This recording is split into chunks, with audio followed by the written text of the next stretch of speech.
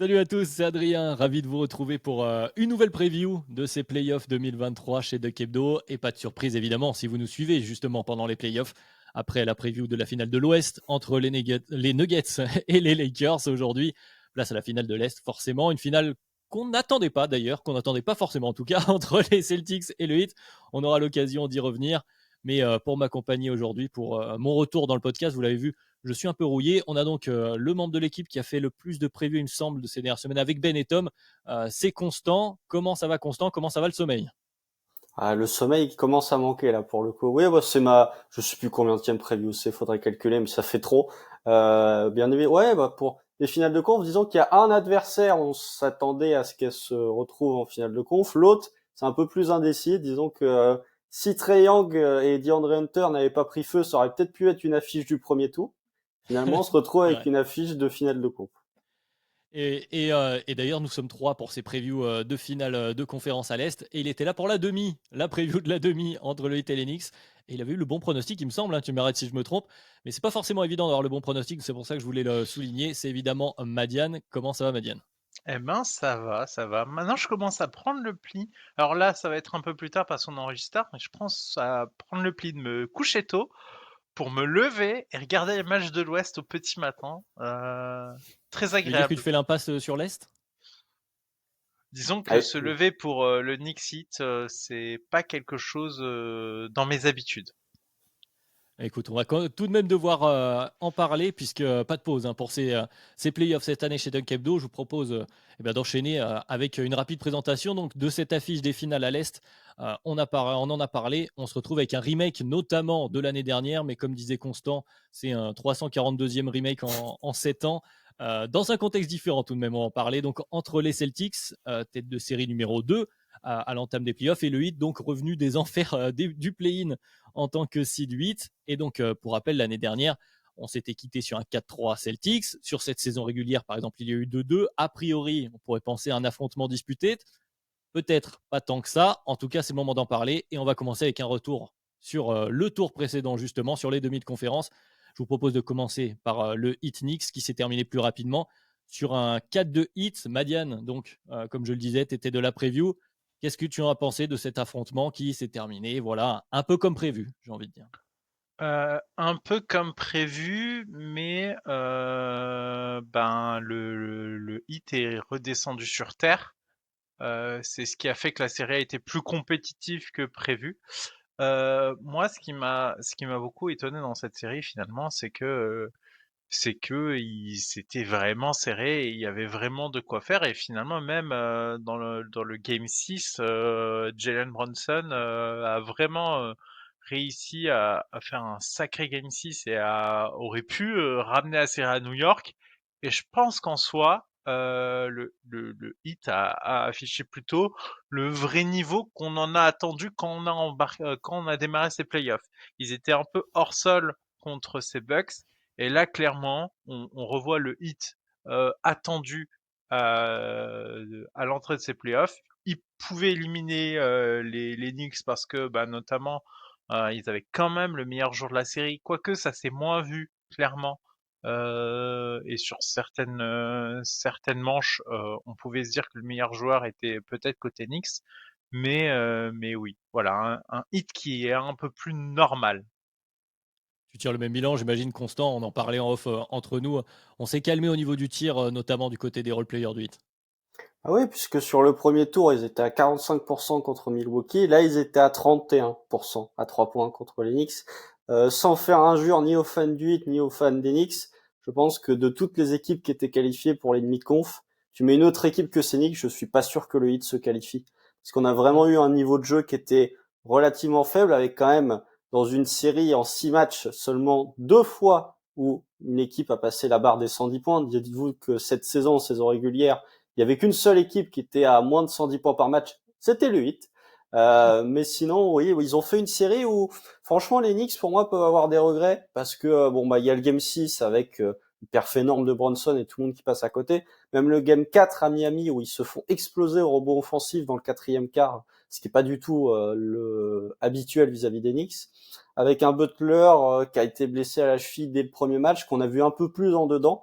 une très grosse série de Bam Adebayo, j'ai trouvé. Il Mm. était, même au fur et à mesure que la série progressait, il était encore meilleur, notamment son Game 6 que je trouve très bon. Donc voilà, une performance sérieuse de la part du Heat, mais qui est quand même bien loin de ce qu'ils ont pu nous montrer au premier tour face aux Bucks, c'est ce qui était normal tellement ça représentait une anomalie. Oui, c'est vrai, si on avait encore eu le même hit que face aux Bucks, je pense que la physionomie, en tout cas de cette preview, serait probablement différente. On va pouvoir en parler. Mais je vous propose d'abord de faire un point sur leurs adversaires, donc de la finale de conférence. Les Celtics qui, ça y est, ont réussi à se débarrasser des Sixers. Ça n'a pas été évident du tout. Il a fallu un gros Game 7. On est allé donc en 4-3. Madiane, je me retourne vers toi. C'était pas évident, mais ils l'ont fait et c'était peut-être comment dire, la marche la plus haute de ces playoffs pour les Celtics, côté Est en tout cas. Oui, la marche la plus haute, mais finalement, ils étaient bien plus au-dessus que le 4-3 ne le laisse à penser. Pour donner un ordre de comparaison, il y a à peu près 10 points de net rating d'écart entre les deux équipes, entre du coup les Celtics et les Sixers. Il y en a un peu moins de 5 entre du coup le Heat et les Knicks. Pourtant, la série la plus serrée en termes de match, l'équipe qui a failli se faire sortir en 6, ils ont vraiment failli se faire sortir en 6, c'est les Boston Celtics. Donc on a une équipe qui a failli se faire sortir par une équipe bien moins forte. Et ça, c'est peut-être le point qui m'a le plus choqué parce que en soi, quand j'ai le résultat global et l'impression visuelle, c'était ce que j'attendais, mais le résultat a fini quand même serré et ça m'inquiète quand même un peu pour la suite. Ah, c'est ça finalement, Constant. Est-ce qu'on n'a pas encore un certain manque de certitude malgré la victoire face aux Sixers du côté des Celtics? Oui, bah, t'as dit qu'ils avaient réussi à se débarrasser des Sixers. Moi, j'ai envie de dire, ils ont réussi à se débarrasser d'eux-mêmes, en fait. Puisque sur cette série, il y a 2 matchs qui sont donnés à Philadelphie, le Game 1 et le Game 4. Le Game 5, bon, ils font un no-show, mais Philly fait quand même une bonne performance. Et après, voilà, mais effectivement, il y a un manque de certitude, mais en même temps, ce qui montre, le peu de certitude qui montre est tellement au-dessus du reste. Alors, effectivement, Philadelphie était peut-être pas l'opposition la plus relevée si jamais les Celtics parviennent à se qualifier en finale NBA, mais ils étaient tellement au-dessus dans les moments où ils étaient dedans que c'est difficile de, même s'il y a des incertitudes qui planent, c'est difficile de pas avoir confiance en ces Celtics parce que voilà, même quand ils étaient menés 3-2, dans la conversation, on avait dit si est-ce que ça nous surprend si Boston gagne 4-3? Et en fait non, parce que tu savais qu'ils étaient capables de remonter. Alors ça montrait aussi qu'on faisait pas spécialement confiance à Doc Rivers, James Harden et Joel Embiid, mais ça c'est autre chose. Mais je prends l'exemple typique de Jason Tatum. Jason Tatum, il joue 3 minutes dans le Game 6, un match qui est à l'extérieur, ça suffit à Boston pour l'emporter. Le Game 7, bon bah voilà, j'en parle même pas, magnifique. Donc Boston, c'est, je le répète, le plus gros ennemi pour moi de Boston sur ces playoffs, c'est eux-mêmes. Et au moins, ils ont réussi à se reprendre après la défaillance du Game 5. Ouais, parce que c'est peut-être ça la différence entre les niveaux plafonds qu'on a vu, donc le hit incroyable au premier tour, et les Celtics par séquence que tu viens de noter. Peut-être que le plafond Celtics paraît plus rationnel. On va dire ça comme ça. On a l'impression qu'on pourra le retrouver peut-être de manière plus constante au fur et à mesure des playoffs. Donc c'est peut-être ça qui est le plus rassurant. Oui, Madiane? Et sur cette série, ils ont mis quand même des runs assez forts aux Sixers. Quand la machine Celtic se met à fonctionner, on prend très vite l'eau vraiment fort. C'est-à-dire qu'il y a eu des moments où vraiment, visuellement, on avait l'impression qu'il y avait 2 classes d'écart entre les deux équipes. Ça, c'est quelque chose d'extrêmement utile pour eux.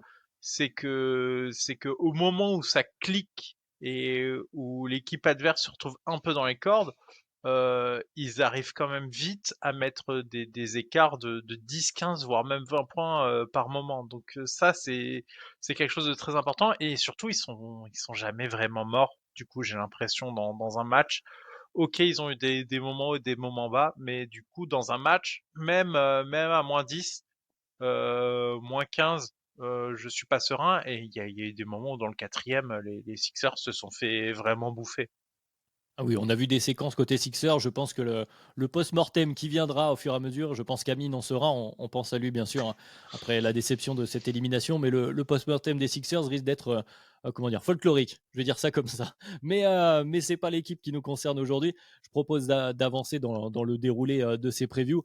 Alors, à cette place-là, a priori, on parlait de fenêtres de titre. Dans les previews des finales de conférence, on a décidé de parler du classement des favoris. Constant, on a entendu le tien dans la preview précédente, si je me souviens bien, tu as les Celtics en 1, hein, si je dis pas de bêtises, c'est ça? Ah oui, oui, ça n'a pas bougé. Ça n'a pas bougé parce que, un peu comme ce qu'a dit Madiane, la marge est trop importante quand ils jouent à leur niveau. Bravo à Joe Mazzulla qui a quand même mis 11 matchs de playoff pour se rendre compte que sa meilleure line-up c'était celle de Udoka l'an dernier avec Robert Williams et alors Ford dans le 5 majeur. Ça, pour le coup, tout le monde l'avait vu. Hein. Je veux pas manquer de respect à Joe Mazzulla, mais bon, bizarrement, quand tu mets les deux, ça marche bien. Mais voilà, oui, je garde les Celtics en 1 parce qu'il y a trop de marge et que on l'a bien vu. Si Tatum joue au niveau que doit jouer Jason Tatum au classement du DH20, Boston est largement favori. Et donc Boston en 1 et le Heat en 4 dans nos 4 restants, Tout j'imagine. à fait, tout à fait. Lui est en 4 puisque c'est mon côté un peu rationnel, même si on est dans des playoffs irrationnels. Je me dis que le Heat, bon, c'est un peu comme Cendrillon. Il y a un moment où minuit va sonner et où le rêve va se terminer. Donc je les mets en 4, mais bon, on sait jamais avec ce Heat. De toute façon, peuvent nous Voilà, quand il reste surprendre. plus que 4 équipes, c'est ce que disait Ben dans la preview précédente. De toute façon, la fenêtre est ouverte, hein. On ne sait jamais, il y a plus que 2 séries à remporter. Donc c'est toujours l'espoir est toujours permis du côté du 8.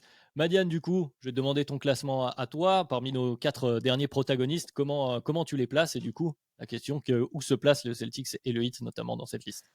Je suis d'accord en fait avec ce qu'a dit Constant. Donc les Celtics évidemment, et surtout parce qu'il y a quelque chose qui est très important, c'est aussi l'expérience d'être déjà allé en finale une fois, d'avoir perdu ensemble avec une line-up qui a pas spécialement beaucoup changé. Hein. Finalement, elle a un peu changé, mais pas énormément. Donc il y a ce côté-là.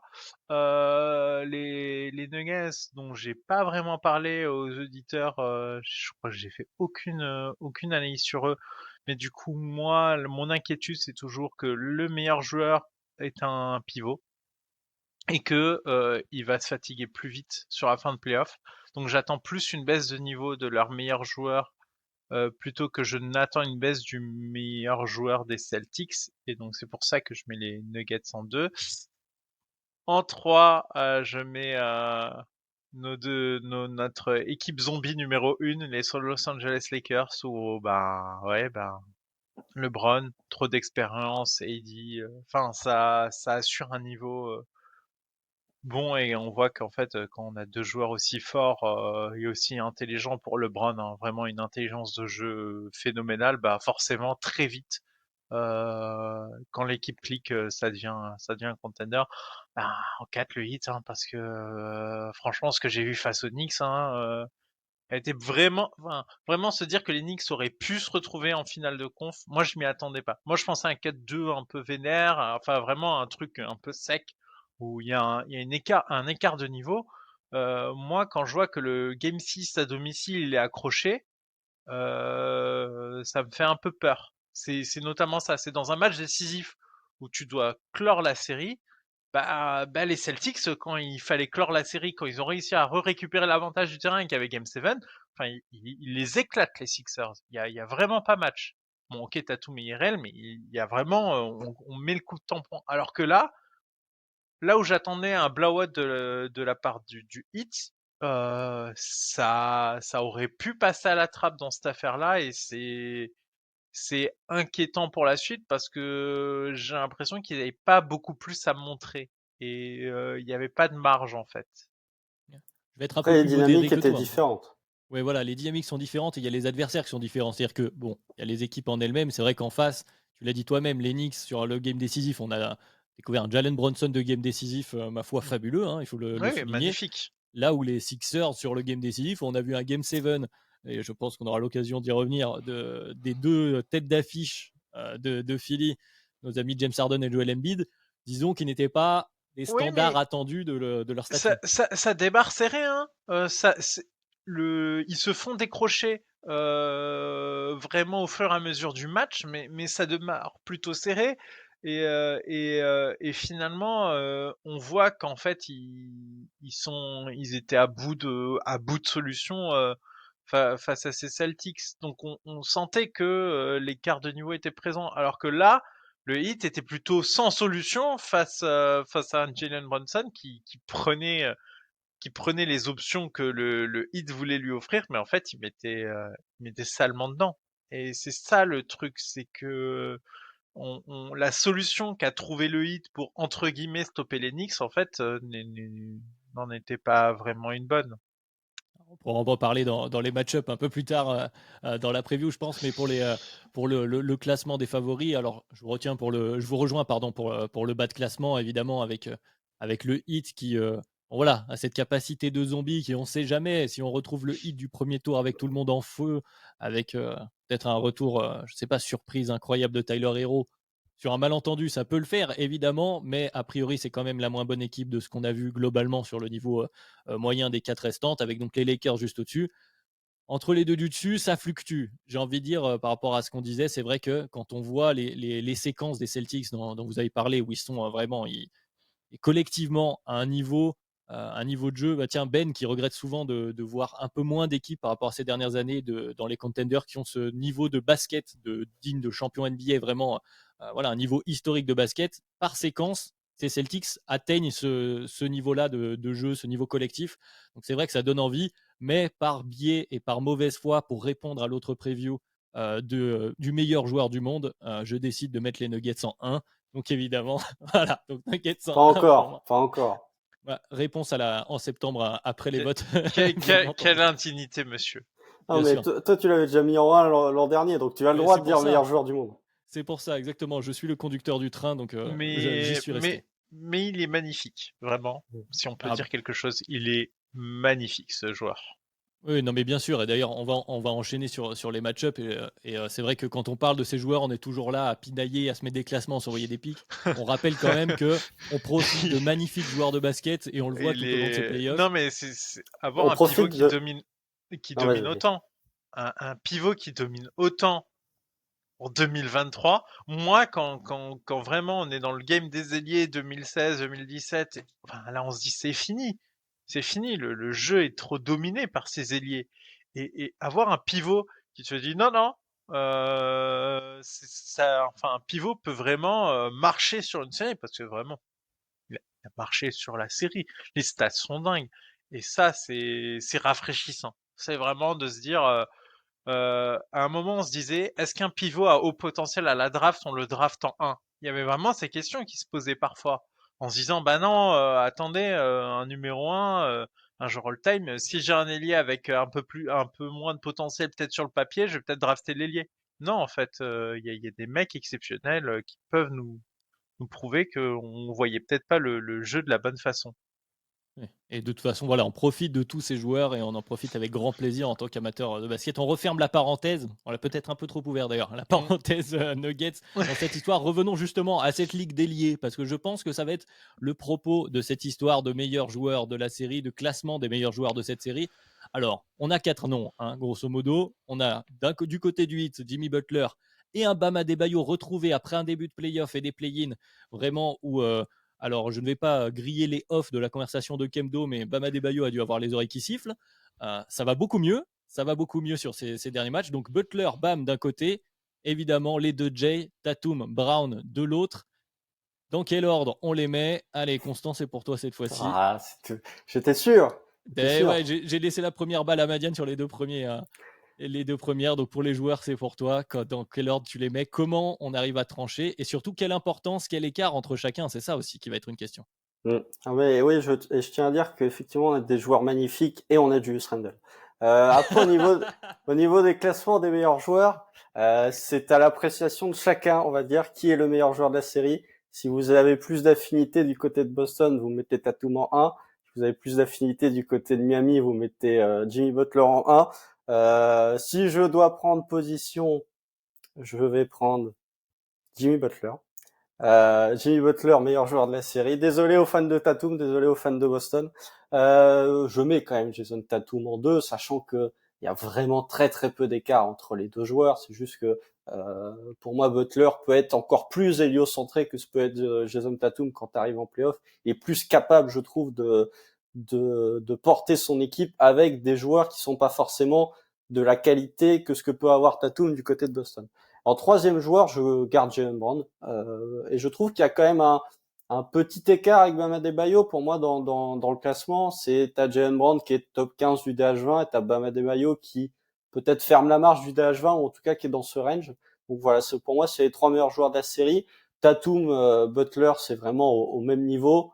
Brown et Bam, il y a un petit écart qui peut être compensé ou qui peut être augmenté en fonction du niveau de l'un ou de l'autre, mais voilà, pour moi c'est le top 3 et le top 3 est difficilement discutable. L'ordre est discutable, mais les trois joueurs pour moi sont assez clairs.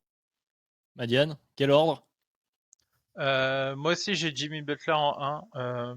Notamment, moi, je me suis projeté dans une situation à l'inverse où j'envoie Tatum aux Celtics et je récupère Jimmy Butler à Boston.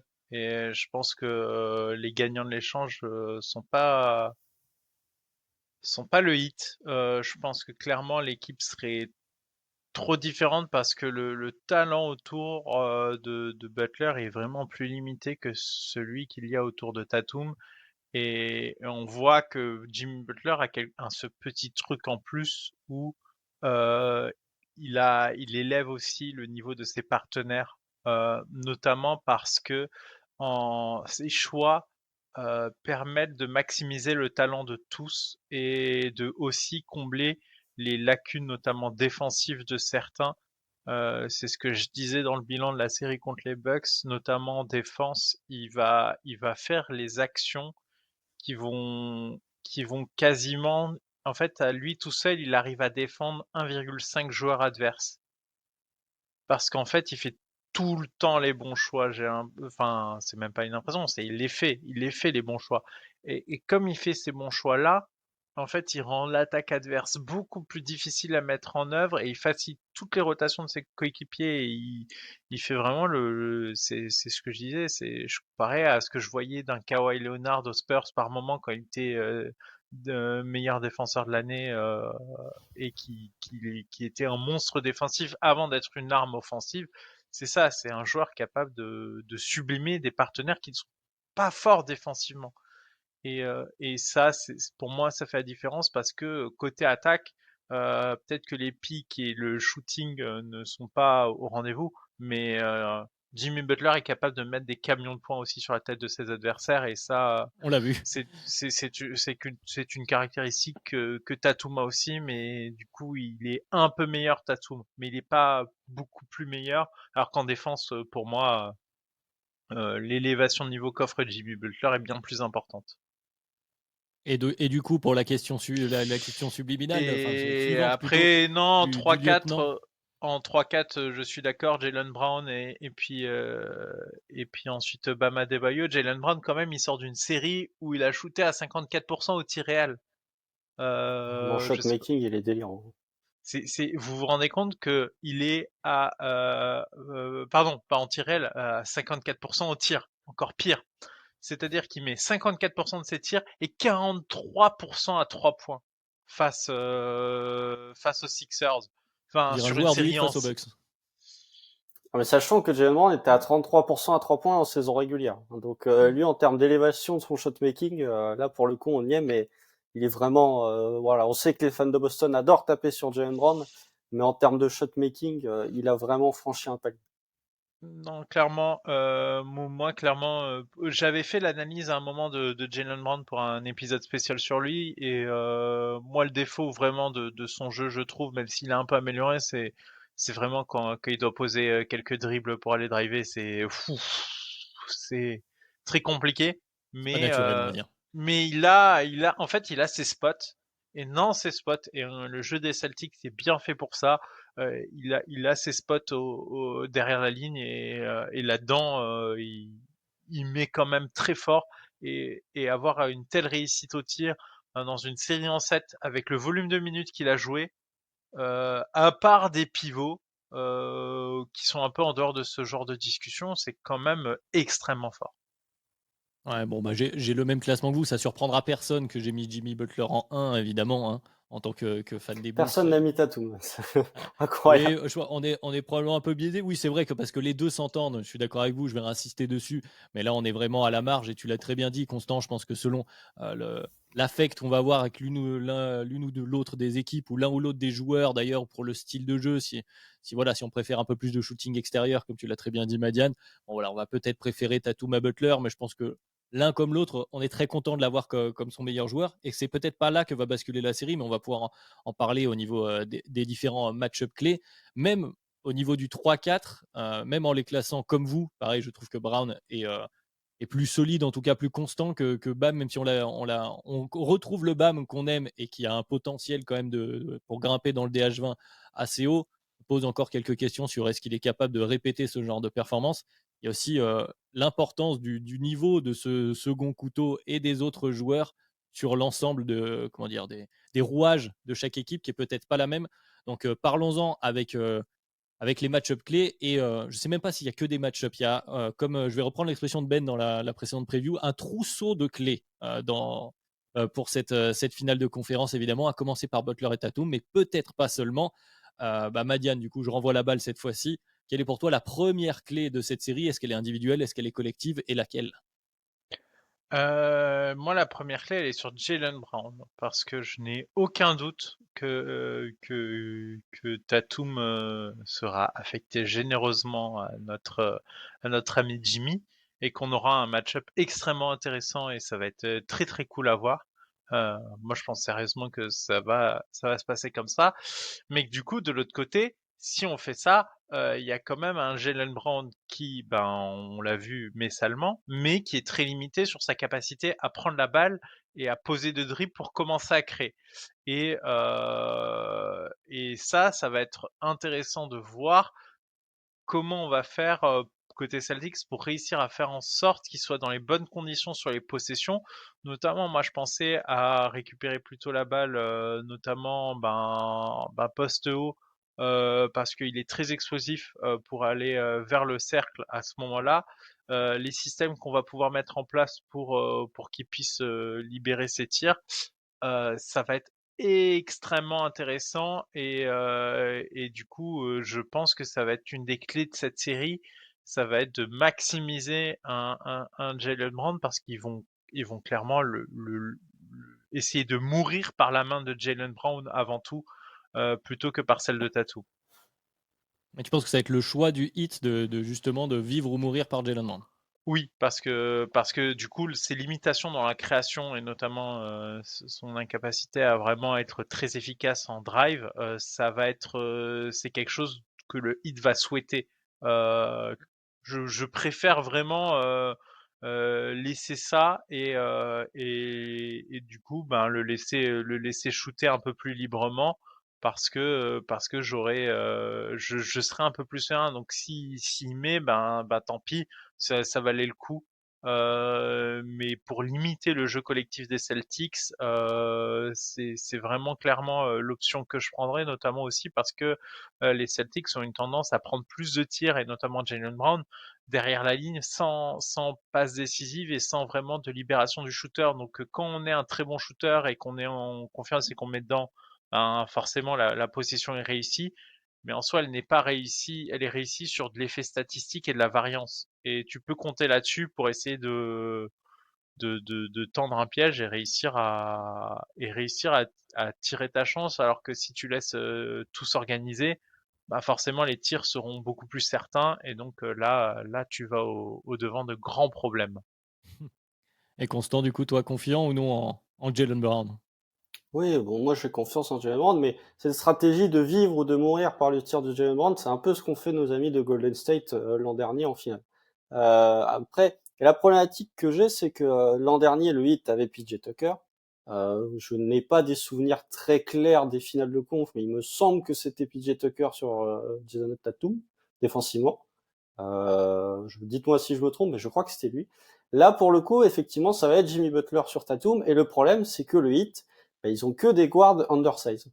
Donc, que ce soit Jim Vincent ou que ce soit Max Strus, tous les deux vont avoir un déficit de taille vis-à-vis de Jalen Brown, qui peut être, et même un déficit athlétique, hein, largement, qui peut les pénaliser. Et finalement, quand on regarde la profondeur de banc de cet effectif de Miami, ils n'ont pas vraiment de joueurs qui peuvent mettre sur Jaylen Brown tout en ayant un gars que tu peux mettre sur Jason Tatum. Parce que sinon, tu reviens à mettre du KM Martin, mais tu auras toujours des problématiques. T'as pas vraiment ce joueur poste 2 capable de défendre. Donc, effectivement, il va y avoir une première problématique, c'est qui pour défendre Jaylen Brown à partir du moment où Jimmy Butler va être mis en défense sur Jason Tatum. Après, pour ce qui est de Jaylen Brown, je suis d'accord avec ce qu'a dit Madiane. La problématique, c'est quand tu lui donnes des décisions à prendre rapidement à Jaylen Brown, c'est jamais la bonne solution. Puisqu'il va se perdre dans ses dribbles, le playmaking est pas forcément là, donc ça va revenir sur du shot making, ça va revenir sur de la capacité à sanctionner effectivement quand il va être ouvert, mais je suis plutôt confiant de Jaylen Brown parce que sur ses playoffs, il a montré qu'il était capable de rentrer ce genre de tir. Après, du côté du hit, il y a une vraie incertitude sur qui va être son vis-à-vis. Ah bah justement, tu ouvres une fenêtre qui me permet de donner une des clés, la première que j'avais notée, mais qui ouvre les autres, comment dire, je vais dire une chose qui ne répond pas à beaucoup de questions, au contraire, qui en ouvre, c'est que le match-up clé, j'ai noté, moi, le Mazzulla contre Spoelstra, mais pas uniquement dans la capacité de chaque coach. Spoelstra a quand même plus de références, hein, on va pas se mentir, mais sur les solutions qui s'offrent à eux. Et vous l'avez bien dit, du côté du hit, finalement, Spoelstra risque de se retrouver un peu plus limité sur les différentes solutions à trouver, notamment défensivement par rapport à ce que peuvent proposer les Celtics, qui font partie et qui sont même peut-être là dans les 4 équipes restantes, l'équipe la plus profonde, avec le plus de joueurs qui peuvent voir le terrain en en étant efficaces, avec peut-être plus de clés pour eux, à savoir que du coup, il y a des adaptations défensives. Vous l'avez dit, bon, Butler va se retrouver a priori sur Tatum. De l'autre côté, je ne suis pas forcément sûr que ce sera le cas. Peut-être que Brown va justement faire quelques minutes sur Butler également. Est-ce qu'on va se retrouver avec cette histoire? Est-ce que Mazzulla va justement, tu l'as évoqué, Constant, se confirmer ce 5, le 5 des Celtics avec Robert Williams, donc aux côtés d'Allerford? Est-ce qu'il va revenir avec l'idée de Derrick White par peur peut-être que, je sais pas, que Robert Williams soit écarté par un Kevin Love, par exemple, au poste 4 au début? Enfin bref, cette série et ces ajustements qui vont avoir lieu à la fois individuellement, collectivement, au sein des matchs et puis match par match, pour moi, ça va être quelque chose d'hyper intéressant à suivre. Alors, je n'ai pas la réponse sur cette clé-là, mais en tout cas, moi, c'est quelque chose que je trouve est passionnant sur cette série, au-delà voilà, du niveau de jeu de chacun des uns et des autres. Il y a pas mal de questions voilà, que je vous ouvre et que je vous lance un peu comme ça sur différentes solutions. Notamment, bah, tiens, allons sur cette histoire de 5. Est-ce que vous pensez que là, le meilleur 5, c'est vraiment, avec le match-up du hit, de mettre Robert Williams devant Madiane? Je te relance du coup. Oui, oui, oui, Robert En Williams, roamer, quoi. c'est important, c'est important de l'avoir, notamment parce que ça permet en fait d'imposer un peu plus de physique à Bam Adebayo, et c'est quelque chose sur lequel je vais pas vraiment compter sur Al Horford. Tu mettrais Et Lorford du coup sur Kevin Love par exemple dans un match-up comme oui, ça? Ah oui, oui, oui. oui, oui, oui, tout à fait. En fait, je pense que Al Horford, c'est pas là où il peut briller. Et justement, avoir un Al Horford, que ce soit en défense, un peu plus reposé sur Kevin Love et en attaque derrière, qui peut jouer un rôle de tour de contrôle et qui puisse venir du coup aider à rehuiler le collectif parce que justement, l'idée c'est vraiment d'enfermer Tatum dans une prison, à mon avis, et de derrière essayer de dérégler ces Celtics. Bah, en fait, un joueur comme Al Horford est extrêmement important pour justement fluidifier ce jeu collectif des Celtics, et il le fait très bien. Et justement, pour que tu puisses avoir ça, il faut qu'il ne soit pas responsabilisé en défense sur un Bam Adebayo parce que c'est une tâche à part entière. C'est quand même le deuxième meilleur joueur du hit. Et il est très important à mes yeux justement d'avoir un Robert Williams en santé qui joue ses minutes, qui justement fait souffrir Bam Adebayo sur la dimension du combat où c'est souvent là où on lui a fait des reproches, c'est-à-dire qu'il a les capacités théoriques. Pourtant, quand il tombe face à des défis de ce type-là, c'est souvent là où on a pu lui reprocher des choses, notamment lors des dernières éliminations du Heat les années précédentes. Et donc moi, j'imposerais ça au Heat en disant, bah, c'est à vous du coup d'essayer de sortir Robert Williams du match parce que j'ai besoin d'Orford en attaque et je veux surtout pas le cramer sur un Bam Adebayo. Ah, t'es d'accord, Constant? T'as dit un oui franc hein, quand j'ai posé la question. Oui, mais de toute façon, je crois que ça a été confirmé dans la journée que le 5 titulaire serait le même 5 que sur le Game 6 et le Game 7 contre Philly. Moi, il y a une vraie inquiétude, par contre, c'est de l'autre côté, si tu prends le cas Philly, non pas Philly, justement, Miami défensivement, qu'est-ce que tu vas faire de Kevin Love, en fait? Parce que là, Ah, pour le coup, Kevin Love, et même, je vais même en mettre un autre dans le tas, qu'est-ce que tu fais de Duncan Robinson Ah bah ça. avec, parce que là, défensivement, tu as vraiment deux joueurs qui sont problématiques.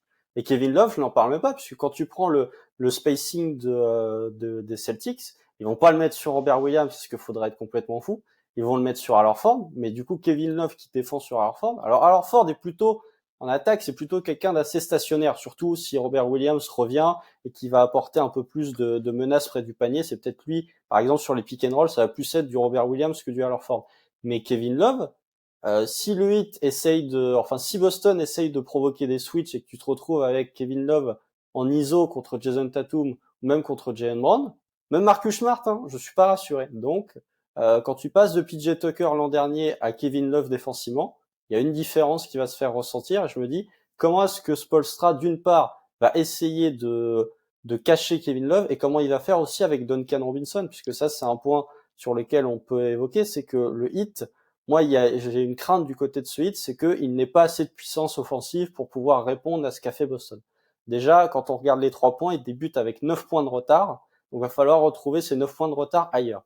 Et hormis Jimmy Butler, s'il tourne à 40 points de moyenne, bah en fait, les solutions, notamment en sortie de banc, en tant que Tyler Hero, si Tyler Hero revient, ça va être du Duncan Robinson, mais ou du Kyle Lowry. Et Duncan Robinson, défensivement, il va être très vite ciblé à la seconde où il pose un pied sur le parquet. Et, les Celtics sont un très mauvais match-up, notamment parce que on en parlait, le problème est de taille sur le backcourt. Mm. Et un vrai problème de taille dans les Dans les deux deux sens du sens. terme. Exactement, dans les deux sens du terme, parce que on rappelle quand même que Malcolm Brogdon pointe à 1m96, Mm. qu'on a un petit Marcus Smart qui lui pointe à 1m90, qu'on va du coup avoir un Jalen Brown, lui pareil, il est dans ces eaux-là, il est à 1,98. 96 Donc à 18. Ouais. 18. Et j'avais mes fiches. Et du coup, on a ces trois-là, du coup, en alternance sur ton backcourt. Et même si tu as envie de jouer plus rapide, tu peux aller leur imposer un Derrick White, qui lui, du coup, va plutôt jouer sur un autre aspect du jeu. Donc en fait, t'as, c'est en fait, ils ont plein d'options différentes pour te faire souffrir d'une façon différente à chaque fois. Et ça, c'est très problématique dans un match-up de playoff. C'est quand toi, tu joues, t'as un arc et t'as qu'une seule flèche et t'espères que t'atteindras ta cible parce que sinon c'est mort, et que l'autre, il a tout un carquois et il peut t'en tirer une, il essaie une combinaison, ça marche pas, il te tire l'autre et puis et ça c'est extrêmement problématique parce que ça s'appuie sur les problèmes qu'ont le hit. C'est ben, typiquement, si tu mets un Kylori sur le terrain, ben t'imposes soit du physique, mais bon, il est plutôt malin, mais t'imposes surtout de la vitesse à Kylori et tu vas quand même assez vite voir flou parce que c'est plus le Kylori Prime, c'est plus la version Raptors, il est très loin, il est très intelligent, clairement. Il adore toujours autant sacrifier son corps à la science.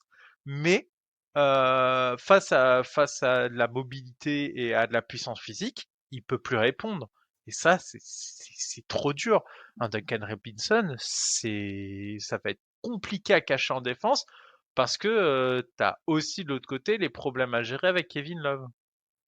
Ah bah, tu as parlé de cette histoire de bataille voilà, de banc finalement. C'est vrai que vous l'avez souligné, et c'est là où ça devient un mauvais match-up. J'insiste, enfin, je vais dans ton sens, Madiane, un mauvais match-up pour le Heat, puisque jusqu'ici, ils avaient un banc hyper performant, parce qu'on souligne les performances de Jimmy Butler.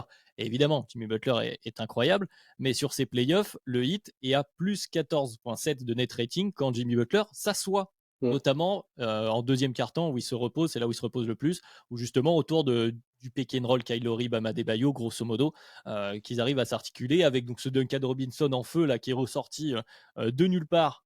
Bon, suite aux blessures évidemment de Tyler Hero et de Victor Oladipo, hein, malheureusement. Duncan Robinson qui tourne là à 43% pratiquement à 3 points, ce qui est surréaliste. Mais effectivement, le Heat s'en sortait aussi parce qu'ils avaient le meilleur banc par rapport notamment aux Knicks. Et ils avaient réussi aussi à être les meilleurs par rapport aux Bucks, mais là, ils étaient tous en feu, donc je ne sais pas si ça compte beaucoup. Et ils se retrouvent donc face à ces Celtics avec une vraie profondeur, avec un Malcolm Brogdon aussi, on l'a pas souligné, mais un Malcolm Brogdon qui fait énormément de bien, qui est voilà, lui, il a un net rating à plus 11,4 quand il est sur le terrain, je le vois, qui est aussi en feu d'ailleurs à 43%, 43,5 à 3 points, donc voilà encore un spacing beaucoup plus important, voilà, et c'est même chose d'ailleurs par rapport aux Knicks, les adaptations défensives qu'on fait le hit vont peut-être pas être aussi évidentes à faire face à ces Celtics-là. Donc ils ont voilà, un vrai problème. Le match-up là, pour cette fois-ci, pour ce tour-ci, mais forcément, on avance dans les playoffs, plus ça va, plus c'est dur. Mais pour le hit, cette bataille-là est vraiment compliquée. Ah, disons que la zone, quand tu vas la sortir contre les Knicks, ça va pas avoir la même efficacité. Enfin, quand tu la sors contre Boston, elle va pas avoir la même efficacité que quand tu la sors contre les Knicks. Aussi mentionner Marcus Smart, qui a fait quand même une très grosse Mm. seconde partie de série contre Philadelphie, son game 6. C'est lui qui porte Boston avant que Tatum décide de se réveiller. Donc oui, effectivement, la problématique du banc, parce que Boston, vous l'avez dit, a peut-être le meilleur 8, en tout cas le 8 le plus solide, surtout là avec le retour de Robert Williams dans le 5. Donc le banc de Miami, même si Kyle Lowry est vraiment très bon, ça pose une problématique, c'est quid de Tyler Hero, puisque là ça va faire un mois qu'il s'est blessé. Les pronostics c'était entre 4 et 6 semaines pour le retour de blessure. Est-ce que potentiellement, si la série s'éternise un peu, tu peux avoir le retour d'un Tyler Hero qui se ramène comme un catcher qui arrive d'un coup en mettant sa musique et qui revient au game 5? Je ne sais pas, mais en tout cas, il y a un vrai manque du côté du hit, puisque alors c'est pas défensivement, mais en tout cas toujours dans cette optique de d'avoir les réponses au scoring pour contrer les Celtics, ce qui a été une problématique du hit globalement toute la saison, c'est que ça manquait de vraiment de force de frappe offensivement. Bah l'ajout d'un Taylor Hero peut leur faire énormément de bien. Bien sûr, parce que sinon tu te retrouves avec Haywood, Highsmith sur le terrain. Et ça devient plus compliqué, mais forcément, hein, c'est la grande théorie de Tom quand voilà, on perd des gens sur blessure, on descend dans la rotation et on donne des minutes à des joueurs où c'est plus compliqué. Et puis on a aussi, voilà, c'est quelque chose que j'avais noté comme ça, mais les Celtics finalement, qui n'ont pas beaucoup changé, comme tu l'as dit, Madiane, euh, l'année dernière, ils ont battu une équipe de Miami qui était meilleure probablement que celle qui se présente à eux cette année. Donc ils n'ont pas vraiment de raison de s'inquiéter outre mesure. Je pense que dans la tête, ça joue. Ils se disent on les a battus quand ils étaient plus forts. Je pense que là, on n'a pas non plus. Voilà, on doit se penser plus fort. Et ce qui pourrait être voilà, une crainte pour certains. Je sais que Ben n'aime pas du tout quand on parle de la jeunesse des Celtics parce que, comme tu l'as dit, Madiane, ils ont de l'expérience en playoff. Bon, bah là, comme tu le disais, Constant, leur plus gros adversaire aux Celtics, c'est eux-mêmes. Bon, là, a priori, sur celle-là, ils devraient avoir assez confiance en eux. Ça devrait pouvoir le faire. Oh, ça on n'est pas convaincu. Mais c'est vrai que la jeunesse des Celtics, c'est vrai que le trio Jason Tatum, Jaylen Brown et Al Horford, enfin le duo Jaylen Brown et Al Horford, c'est vrai que c'est que leur quatrième finale de conf ensemble. Et si on inclut Jason Tatum, c'est que leur troisième finale de conf ensemble. Donc c'est vrai qu'ils sont inexpérimentés. Jason Tatum Et va, puis Smart, il est là depuis toutes les oui. campagnes. Enfin bref, de toute façon Boston c'est une des équipes les plus régulières ces dernières années en playoff. Donc et Tatum c'est très drôle de voir qu'il va avoisiner les 100 matchs de playoff. Mais après oui, Boston. De l'autre côté, tu peux dire que le hit, Jimmy Butler, il se dit bon, on a vu ce qui s'est passé l'an dernier, il va y avoir un certain esprit de revanche du côté de Miami. Boston, moi je suis pas convaincu encore une fois qui c'est eux-mêmes en fait, ça se joue entre eux et eux-mêmes. Et il y a des matchs où le Heat, ça c'est un point qu'il faut mentionner, c'est que le Heat est la deuxième équipe qui a joué le plus de matchs dans le clutch cette saison. Et face à ces Knicks, ça s'est bien ressenti. Face aux Bucks, j'en parle même pas. Tu vois que c'est une équipe qui a du vécu sur cette saison dans le clutch, qui sait gérer ses matchs serrés. Boston n'a pas forcément été très rassurant dans le clutch, notamment contre Philadelphie où ils perdent le game 1 et le game 4 dans le clutch. Le game 6, c'est vraiment parce que toute la Pennsylvanie se liquéfie, mais ils n'étaient pas non plus extrêmement rassurants. Donc peut-être si le Heat parvient à amener des confrontations dans le clutch dans les 5 dernières minutes, peut-être que là justement un Jimmy Butler ou l'expérience du Heat accumulée cette saison peut faire la différence. Et du côté de Boston, ouais, bah, Tatum me met dedans, mais encore une fois, si je dois prendre un panier ou si je dois jouer un match dans le clutch, j'ai plus confiance en la capacité de Jimmy Butler d'aller me chercher les paniers que en Jason Tatum et en Jaylen Brown. Bon, voilà une piste d'optimisme pour le hit, parce que c'est vrai qu'on semble se dessiner, sans spoiler les pronostics qui vont finir par arriver, bien sûr, vous l'avez probablement compris. On semble se dessiner quand même un scénario plus favorable aux Celtics. Est-ce que Madiane, toi aussi, tu vois quelques motifs d'espoir du côté du 8? Tu as dit qu'a priori, voilà, vivre ou mourir par Jaylen Brown, le clutch. Est-ce qu'il y a autre chose? La confiance dans la série. Les Celtics, la série peut devenir compliquée pour les Celtics à partir du moment où il y a 1-1 en partant de Boston. S'il y a 2-0 en partant de Boston, je donne pas cher de la peau du 8. C'est aussi très important comme dynamique de série parce que les Celtics, j'ai l'impression quand même que c'est une équipe de gens qui aiment bien douter.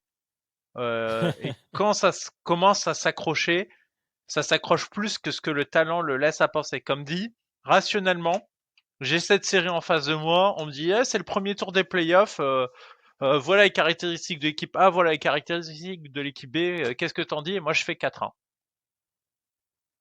Parce que les caractéristiques objectives font que non, il y a pas match, il y a pas match normalement. Mais ces Celtics-là, si je regarde les caractéristiques de la série face aux Sixers, il doit y avoir 4-1, il y a 4-3. Alors qu'il y a eu, enfin, en comptant les matchs et en regardant comment ça a tiré, la vitesse à laquelle ça jouait, comment l'équipe s'est comportée, il doit jamais y avoir 4-3. Mais ils ont failli se faire sortir. Donc, ce motif d'espoir du hit, c'est voilà, il faut compter sur le fait que les Celtics, quand ils se font sortir dans la bulle par ce hit-là, c'est pas la moins mauvaise équipe des deux, mais ils se font sortir.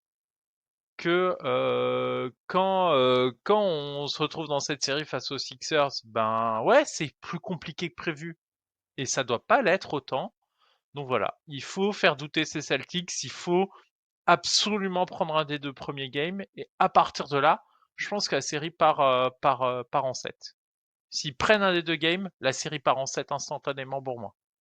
Bon, Madiane est déjà presque en train de griller les pronostics, mais avant qu'on les donne vraiment en chiffres, Constant, est-ce que tu veux rajouter toi aussi quelque chose? Est-ce qu'il y a une clé qu'on n'a pas citée, quelque chose que tu avais dans tes notes, que tu as envie à tout prix d'exprimer? Non, moi j'ai pas grand-chose à rajouter. Moi, je veux juste rebondir sur ce que vient de dire Madiane.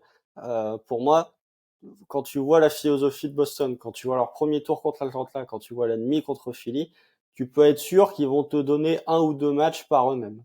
Parce que défensivement, ils vont pas être concernés, parce que ils vont pas forcément faire les bons choix en attaque. Je me dis que Boston, en fait, c'est pas qu'ils aiment douter, c'est qu'ils aiment bien jouer un peu avec le feu, se dire bon, ça va, tranquille. Mais ouais, pour moi, il y a un match dans la série, c'est sûr que Boston va donner à Miami. C'est à Miami ensuite d'essayer d'accrocher les matchs serrés. Pour moi, ça joue sur ça. On l'a vu sur ces playoffs, que ce soit du côté de Los Angeles avec le Warriors Lakers, que ce soit du côté de Miami, notamment avec le Bucks Heat. Les matchs serrés sont capitaux. Donc à partir du moment où tu as une équipe qui remporte les matchs serrés quasiment dans 100% des cas quand on parle du hit, bah la balance peut peut-être basculer d'un côté même si t'es pas forcément la meilleure équipe.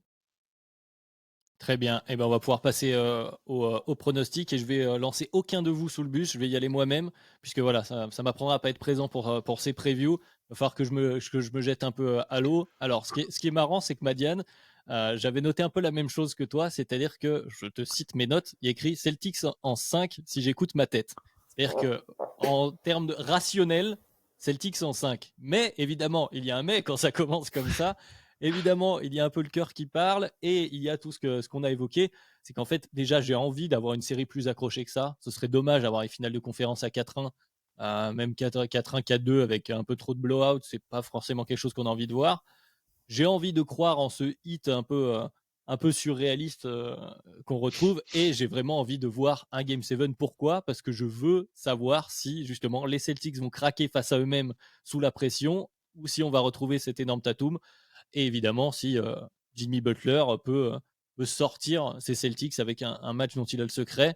Et notamment, ça nous permettrait aussi de revoir Tyler Hero, on en a parlé. Donc, la raison dit Celtics en 5, mais heureusement, il n'y a pas d'argent à perdre. Donc, je vais jusqu'au bout de ma réflexion un peu folle. Et je le dis, et je serai le seul à dire, mais tant pis, il t'en 7. Aïe Oh, aïe oh, aïe. oh, Ah ça c'est osé ça. c'est Voilà, très beau. voilà, maintenant je vous en prie. Bon, allez, Madiane, tu t'étais presque grillé vu que tu étais un peu entre les deux. Vas-y maintenant. Bah, vous l'avez mon prono, je l'avais quasiment grillé. Celtics en 7. Je pense qu'en fait, ils vont paumer un des deux games à Boston et du coup ils vont devoir cravacher inutilement dans cette série avec un hit super accrocheur qui va venir en prendre une ou deux dans le clutch alors que c'était pas enfin que théoriquement c'était pas censé arriver, mais je pense qu'au bout du bout et notamment il faut voir quand même le game que claque Tatum en 7, avoir ton franchise player qui est capable de sortir ce genre de perf, ça donne aussi confiance au collectif Ça a en dû se les disant rassurer. ça va le faire. On est large. Et du coup, oui, Celtics en 7 et je garde l'option. S'il y a 2-0 en sortie à Boston, c'est 5. Ça ira pas très loin. On est vendu avec la petite astérix pour Madiane. Constant, est-ce que tu vas être plus sévère que nous, je pense, avec le hit, probablement? Oui, bah, c'est ce que je dis en off tout à l'heure. C'est si ça s'était joué au premier tour, j'aurais dit 4-1 Celtics. Vu que là, c'est des finales de con, je veux dire 4-2 Celtics. Même si ils sont frustrants parfois, faut pas oublier quand même que Boston, c'est une équipe qui l'an dernier se retrouve menée 3-2 et en demi-finale de conf et qui va gagner le match 6 à l'extérieur et le game 7 chez eux contre Milwaukee, ce qu'ils viennent de faire contre Philadelphie. Faut pas oublier que l'an dernier en finale de conf, ils mènent 3-2, le match 6 est chez eux, ils perdent et ils gagnent quand même en 7 à Miami. Donc faut pas oublier quand même que mentalement, cette équipe des Celtics, c'est pas Elle est les pas si Sixers, hein. friable, hein. Elle est pas si fragile que ça. Donc moi, je leur mets un Butler game. Je donne un Butler game à Miami, probablement un qui aura lieu à Miami. Je leur donne un où les Celtics sont pas forcément dedans. Ouais, je pense que ça peut faire 3-1. Non, oui, c'est ça. Je pense que ça peut faire 3-1. Et après, bon, Miami en prend un pour faire 3-2 et Boston prend le 5 à Boston parce que Boston n'est pas forcément concerné. En fait, Boston plie l'affaire à Miami. Donc je mets 4-2 parce que pour moi, il y a trop de différence, que ce soit en qualité d'effectif et que ce soit le seul point qui me ferait pencher un peu la balance, c'est si Mazzulla serait vraiment défoncé tactiquement par Spoelstra. Je pense que le facteur X de Boston, c'est même pas un joueur, c'est le coach. Mais en l'état, je peux pas prédire une série qui va en 7 et pour moi, il y a trop d'écart.